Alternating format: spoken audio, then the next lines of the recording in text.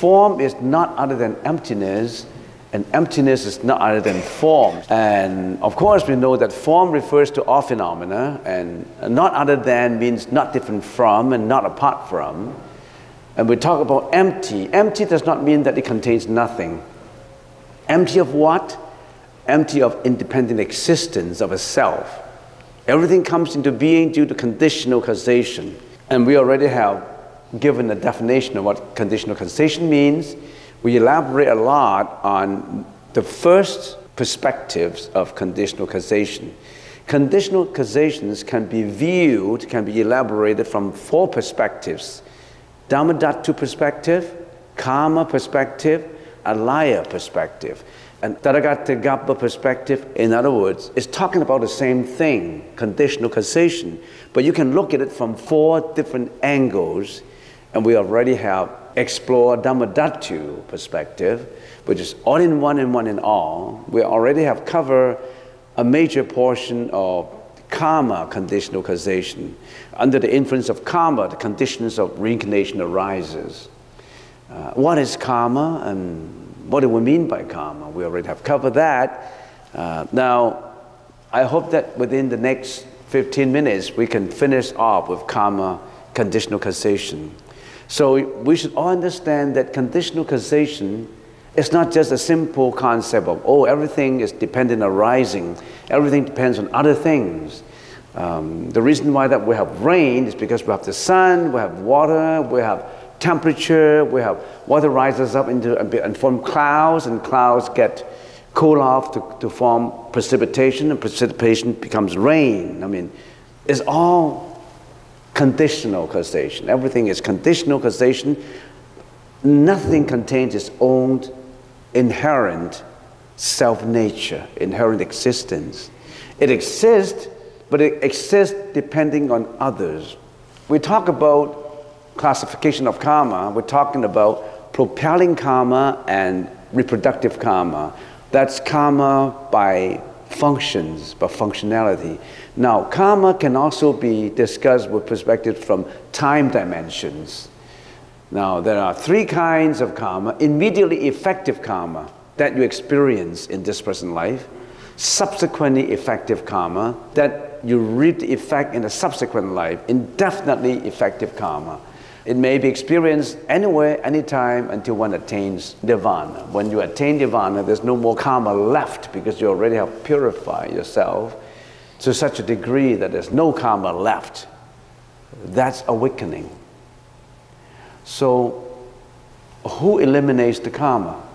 Is it God eliminates for you? No. God cannot eliminate your karma. If God can eliminate your karma, He would have done it without you asking for it.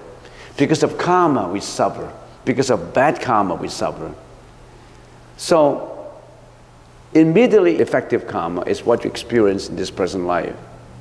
Sometimes people will ask about, what did I do in my previous lives? Now remember, Buddhism has a long time dimensions, not just of the present life, past lives. And if you don't get awakened, you're still in reincarnation, you go into the next life, or next life, and next life will continue your suffering in your reincarnation. So we're talking about the past, the present, and the future. Some people asked, I want to know about my previous life. Isn't it interesting if I know about my previous life? And usually the Sutra says, what you encounter in this life, all the fruits, all the effects that you experience is a result of what the causes you sowed in your previous lives. For example, the fact that, just an example, that I'm healthy, I live to be quite long. If that's the effect, what's the reason for it? Probably because you don't kill animals in your previous life. You were so kind and compassionate to animals that you enjoy a healthy life, you enjoy a long-lived life. So nothing in this life is without a reason. Another example is, why am I poor in this life? Because you were miserly in your previous life. You didn't give. You always want to benefit yourself without benefiting others. You always want to receive, you don't want to give.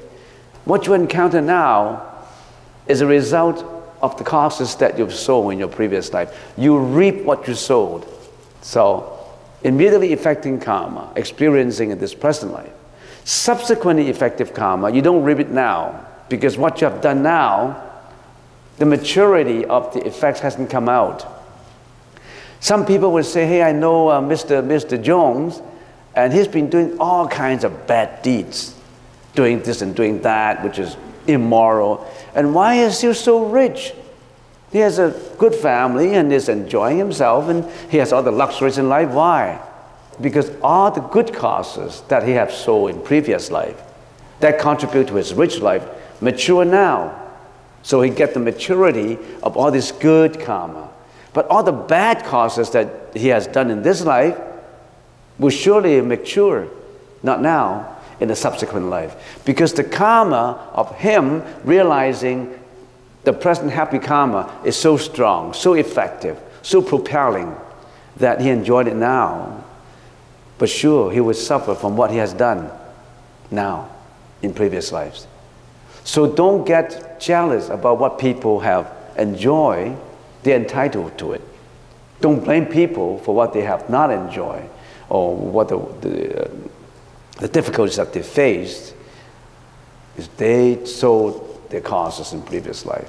Another effective karma is indefinitely effective karma. It can be experienced anywhere, anytime, not just in the subsequent life. Could be in the life after, maybe 100 years later, maybe 200 years later, we don't know. The time dimension is so long. We, as an individual, if you call yourself an individual, will live in a very short span of time. Life, as we always say, is short. Life is like a morning dew. When the sun comes out, it dries up. Life is like lightning, or flashes, and it's gone. In the spans of the time of the whole universe, our lifetime is very, very short. We know all these things, but we live as if we're eternal. We live as if there's always a tomorrow. We live as if we never die. We live as if we want to better ourselves. Some people say life is short, we just want to be happy. But in the process of building up his happiness, he is doing a lot of bad karma for himself, creating a lot of suffering in the future that he doesn't know. He only wants immediate happiness, immediate intoxication, like taking drugs, immediate intoxication, like taking alcohol. And he does not know that being an alcoholic, enjoying immediate happiness, will lead to suffering, not only for himself, for his family, society too. I said 15 minutes, but I don't know why he's so early in striking the bell.